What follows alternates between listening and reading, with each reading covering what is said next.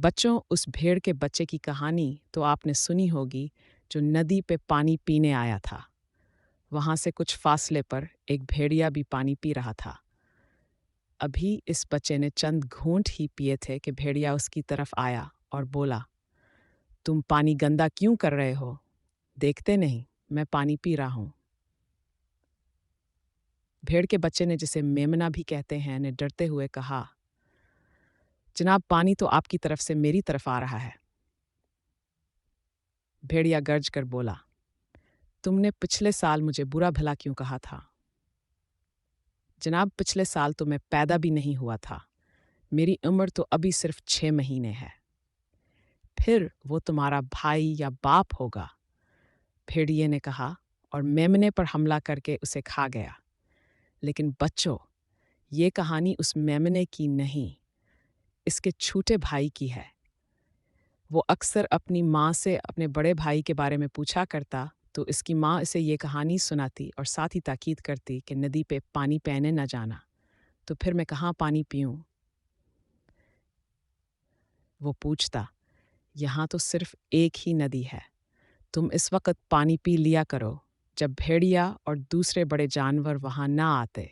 हूँ स्कीमा कहती, नदी पर पानी पीने जानवर अमूमन सुबह और शाम के वक्त आते थे, इसलिए मेमना दोपहर के वक्त पानी पी आता। लेकिन दोस्तों कहते हैं कि हुनी कौन टाल सकता है। मीमने का सामना भेड़िए से होना था, सो होकर रहा। वो 17 खा, एक दोपहर मेमना नदी पर पानी पी रहा था, कहाँ से दूसरी तरफ से भेड़िया अपने तरफ आता दिखाई दिया। मेमना संभल कर खड़ा हो गया। तुम पानी क्यों गंदा कर रहे? देखते नहीं, मैं पानी पी रहा हूँ, भेड़िए ने हसब रवायत चालाकी से कहा। लेकिन जनाब, पानी तो आपकी तरफ से मेरी तरफ आ रहा है, मेमने ने कहा। तुमने पिछले साल मुझे भला क्यों कहा था? भेड़िए ने पुरानी चाल चली। जनाब, वो हमें नहीं, मेरा बड़ा भाई था और आपने उस बेचारे को खा लिया था।